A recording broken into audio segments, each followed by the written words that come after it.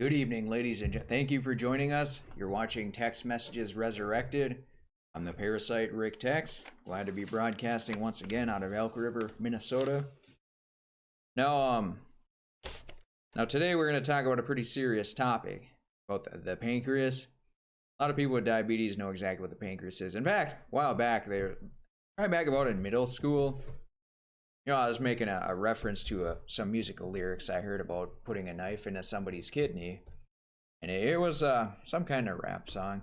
But another individual made a reference about putting a knife to a pancreas. I thought that was interesting that somebody of that age would know what a pancreas was. Because back then, I was saying kidney, but I didn't really know what it was. I just heard it in a song, so I was just repeating it, like jackass see, jackass do. So when that particular individual made reference to the pancreas, I thought, all right, perhaps pancreas has something to do with his lifestyle or things that occurred in his life. So when I further looked into it, I was able to make that connection. And today we will delve into the pancreas. I mean, in the past we've delved into the liver, gallbladder, and then the kidneys as well. And of course, we got a lot more to cover. A lot of organs in the human body. There's also a skeletal structure, there's a nervous system, there's a brain, the intestinal, digestive tract, esophagus, the stomach, the small intestines, big intestines, colon, the anus. So there's a lot of things to evaluate, and hopefully we can get to them, because I feel that we're definitely making progress, and that before you know it, you guys will be able to breeze right through medical school. I mean, yeah, you'll still have to put in the years, so the educational institutions can't get the money for it, but I mean, it'll be not as difficult as you would have previously assumed it to be. And that's the other nice thing about having internet and online resources nowadays. Back in the good old days, 20, 30 years ago, if you wanted any information about the central nervous system, you'd have to basically scour libraries and try to find any booklets about it and devour as much as you could. Whereas nowadays, you can pretty much get a basic rudimentary understanding of just about every functional system in the human body. And then through that rudimentary understanding, then you can start delving into research papers and looking into them and figuring out what they're seeing, what the latest and greatest, or even some obscure old studies as well. Because some of the obscure old studies, especially ones without pernicious backing or suspicious individuals funding it, those are the ones that may provide a deluge of valuable resources and information. But I mean, it is important to have the rudimentary understanding of how these things operate. So the pancreas is an organ found behind the stomach, and it's roughly 6 inches long. It has both an internal hormonal role, which is called the endocrine system, and it has an external digestive role, which is the exocrine system. So the pancreas is about 95% of the cells are the exocrine. Now the exocrine secretes all the pancreatic juices that help with digestion, to break down all the fats, proteins, and carbohydrates. So if you come across somebody that has diabetes, either type 1 or type 2, it's related to the pancreas. The pancreas does not create the insulin to regulate the blood sugar. So based on all the other functionality of the pancreas, that would lead you to believe that possibly they have some other ailments as well, because you have to assume that it's just the pancreas in and of itself that's possibly the problem. So the thing is, type 1 diabetes is basically an autoimmune disorder which the immune system starts to attacking the insulin secreting cells, which are the either called the beta cells. So what happens there, that's what autoimmune means. It means something is attacking your immune system. It's attacking itself. It'd be like the people who stab themselves or cut themselves. They basically have a mental automental disorder, or whatever you can call it. So if you have problems with diabetes, there's likely other problems as well. And since your pancreas pretty much does all your it is involved in all your digestive system functionality. It breaks down the protein, breaks down the carbohydrates, breaks down the fats. That's what the exocrine system is. So the exocrine system is a collection of glands that include the sweat, saliva, mammary, which is milk production, serinimus, which earwax production, lacriminal, which is tears, your eyes, sebaceous, which is the skin oil, and then the mucus, which is all the inner cell linings of everything, of every organ of your body, including your stomach. And then it puts the juice, the pancreatic juices is an alkaline formula, an alkaline juice. It's secretes that into your duodenum, which is the beginning stages of your small intestines. And then from there, it has three different enzymes that break down the carbohydrates, proteins, and lipids, which are also known as fat. The protease break down the proteins, the amylase break down the starch, which is the carbohydrates, and the lipase breaks down the fats. So perhaps, it's kind of a theory that perhaps maybe pancreatic supplement digestive enzymes would help breaking those things down if you do suspect you have pancreatic disorders of any variation. But rewinding back here, so with diabetes, there's a problem with the pancreas. Now, if you have an automobile, say you got a problem with your windshield wipers don't really work. That's likely a problem in your electrical systems, which say that's the pancreas. And say the windshield wiper is the pancreas secreting cell, the beta cells.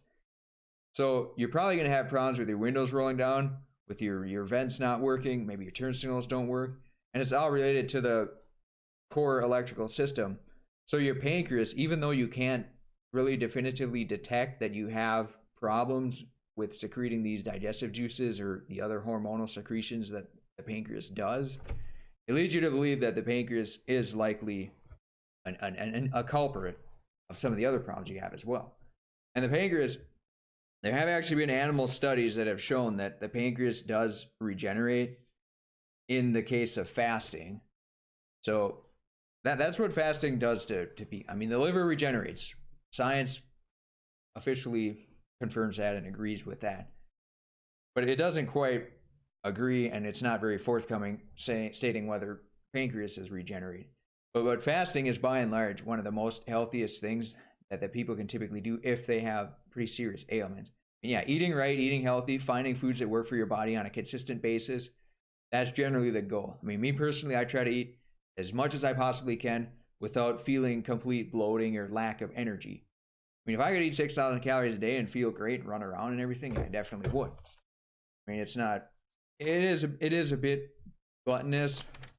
There's no doubt about that, but you want to try to be able to get as much energy as you possibly can and use as much energy as you possibly can.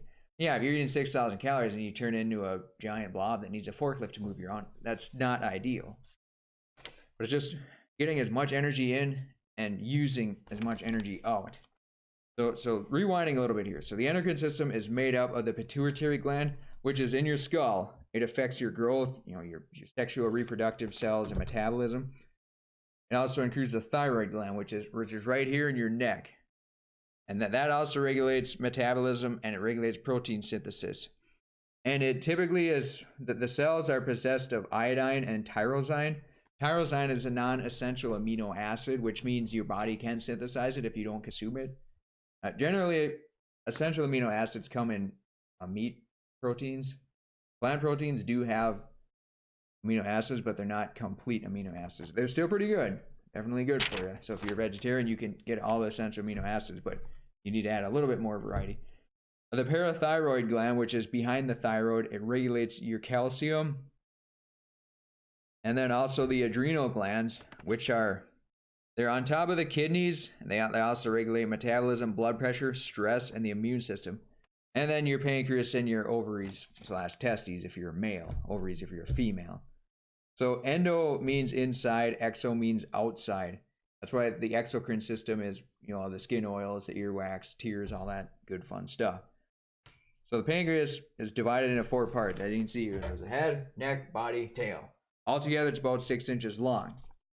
So it's primarily known to control the blood sugar. So most people with diabetes know exactly what the pancreas is. If your children have diabetes, they know what it is too. It also secretes the pancreatic juice that we were talking about. It's an alkaline juice that neutralizes the stomach, because the stomach has a tremendous amount of acid that breaks down your food. Hydrochloric acid, your stomach actually produces that to break down the food. And the inner lining of the stomach actually regenerates quite often. We'll get into that later in a future episode. But there are 4 main types of cells to control your blood sugar. There's the alpha cells, which secrete the glucagonol. That actually increases your glucose. So if you never eat any sugar carbohydrates, your body will inject the glucagon, which will raise the blood sugar to a level that it wants to be.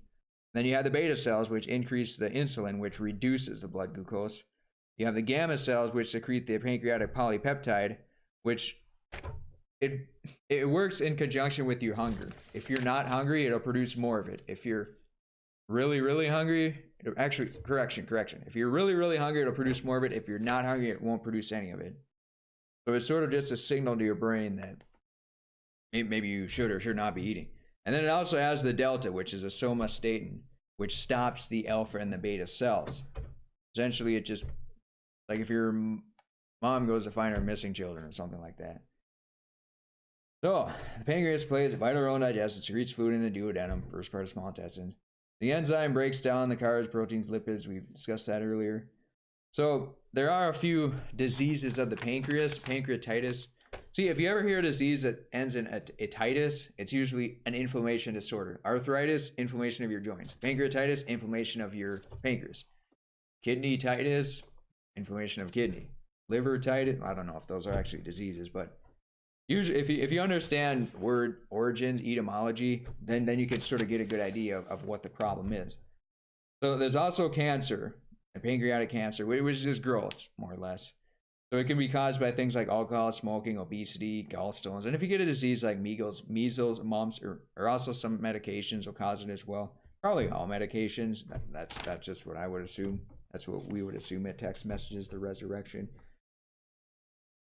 So the structure and the surface of the pancreas is damaged.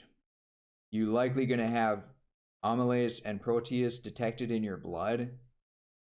I mean, if you suspect that there's some pancreatic damage, then you can definitely take a blood test and test for that. And then type 2 diabetes. We've discussed a lot about type 1 diabetes, autoimmune disorder where it attacks the insulin secreting cells, the beta cells. So there's also type 2 diabetes, which where you become insulin resistant or you have an impaired insulin secretion.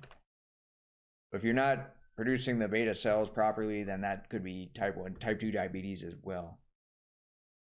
So something interesting I came across here, but see, this is why it's important to read things in context, because I came across some recommendation from the National Pancreatic Foundation. It said, initially, I was under the assumption that this was just for normally functioning people, that you should consume no more than 20 grams of fat a day. But this is less than 180 calories, so if you're on the ketogenic diet, that would make it impossible. You basically had to fill up the rest of your, say you eat 2,500 calories, then you got to fill up the 2,300 with protein and carbohydrates, which is not very feasible for a ketogenic diet. And it's not really something that I would ever do myself. But then when I read into it a little bit more and saw a few different websites that said for pancreatic disease, that's what they would recommend, 20 grams of fat per day, no more than 20 grams of fat per day. So that's why it's important to read things in context and to use common sense. See, when I first read that National Pancreatic Foundation recommends no more than 20 grams of fat per day, I thought, well, these guys are not shooting me straight. And this totally is a violation of common sense. So then I read into it a little bit more, went to the actual website, and it said for pancreatic disease. So I suppose that's more plausible.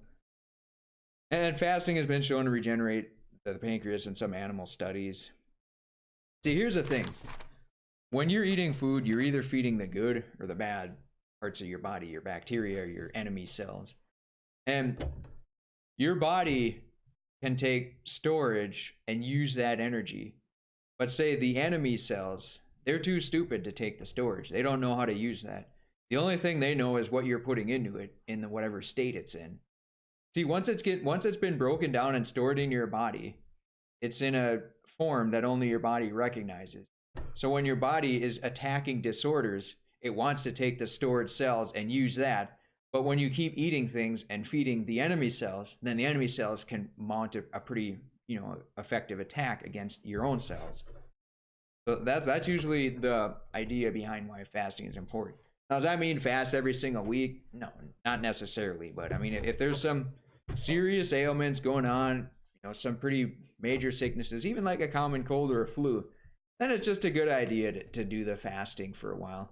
I know it's miserable. It sucks to not eat because your melatonin and your serotonin and your dopamines get so hooked up with eating consistently on a regular basis every single day that it's difficult to transition away from that. But sometimes you got to do what you got to do, ladies and gentlemen.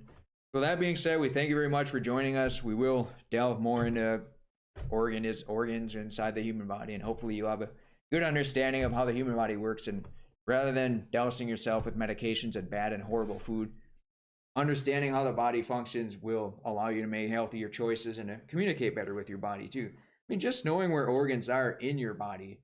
So if you got pain, say on the right side of your body, you can say, "Oh, that's so and so," or "That's maybe a liver, a spleen, or a gallstone, or gallbladder, whatever." Just knowing stuff like that makes a big difference. And with that being said, we thank you for joining us. We'll be back tomorrow night, God willing, and thank you very much.